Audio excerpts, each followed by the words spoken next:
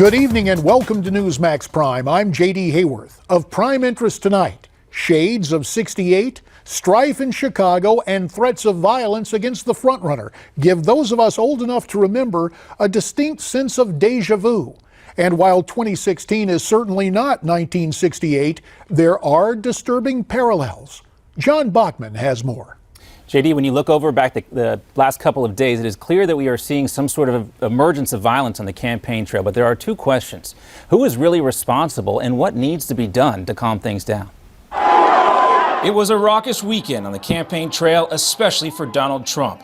A sucker punch thrown in North Carolina, a rally shut down in Chicago, a protester rushing the stage in Ohio. Get him out of here. Go home to mommy.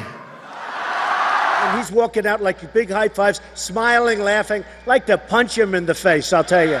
Trump's critics are now using these comments as evidence he is inciting violence.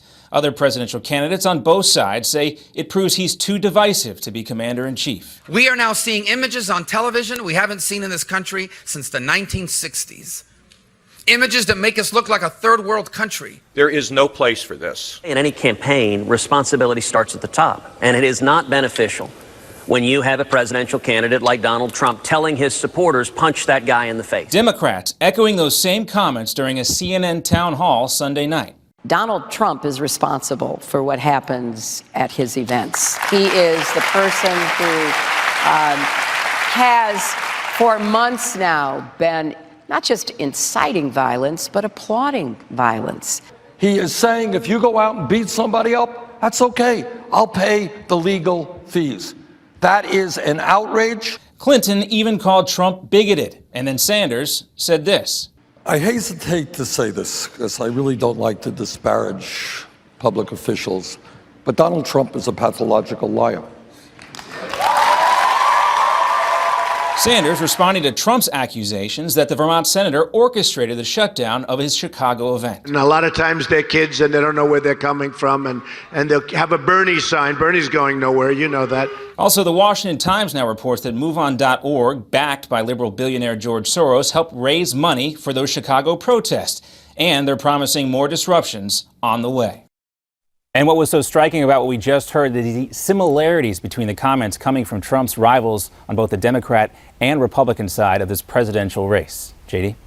Thanks very much, John. Now, for more on this story, we're joined from Newsmax Washington by Michael Patrick Flanagan, one of those rare Republicans who actually represented Chicago in Congress for a time, and Skyping in from Fort Lauderdale, Florida, political consultant and author Roger Stone, who worked for Richard Nixon and more recently for Donald Trump.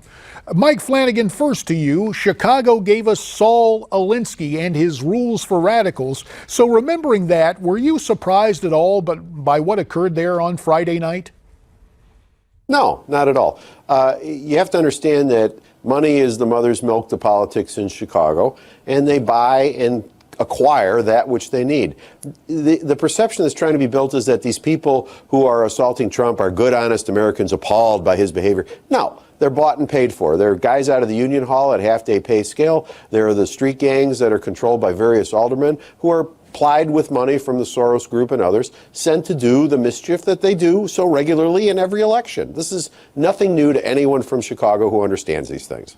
Roger Stone, while Michael Patrick Flanagan talks about the rent-a-mob in the Windy City, I'm interested in your reaction to the reaction of Donald Trump's opponents. Why on earth are they blaming him? Well, I think we need to be somewhat more specific. This demonstration was paid for by George Soros through MoveOn.org and also by the idiot heir of the progressive insurance fortune, Jonathan Lewis, and coordinated by David Brock. Now, these people were wearing Bernie Sanders T-shirts and holding Bernie Sanders signs. That's a false flag. These are Hillary Clinton supporters. The idea here is to cut off Sanders' economic supporters, not his hard left supporters, but those blue-collar supporters who feel left behind by NAFTA and the international trade deals that have been denounced by both Trump and Sanders. So there's a larger play here. They're trying to use the protesters to brand Trump racist, bigot, inciting violence, At the same time, they're trying to scare away those blue-collar Democrats who could conceivably leave Sanders once he is defeated and support Donald Trump in a general election. Very quickly to you, Michael Patrick Flanagan, would you advise Trump to return to Chicago, albeit to a different venue? As soon as he can, and with regularity. The popularity that he has among those blue-collar voters that Roger was talking about is quite high. The Republican registration in the city is up. The voter turnout over the last 2 weeks of early voting in Republican areas is quite high. That's all due to Trump. That's not Kasich voters. That's not Cruz voters. And I'm telling you, he needs to come back as soon as he can and show that these kind of thugs are not going to push him away, are not going to scare him off. What Roger also said is that these are orchestrated. They are. They're planned. So if Trump can get in quickly without them being able to lay the foundation of planning, he can probably get something done without much harassment. Fair enough. Thanks very much to Michael Patrick Flanagan and to Roger Stone.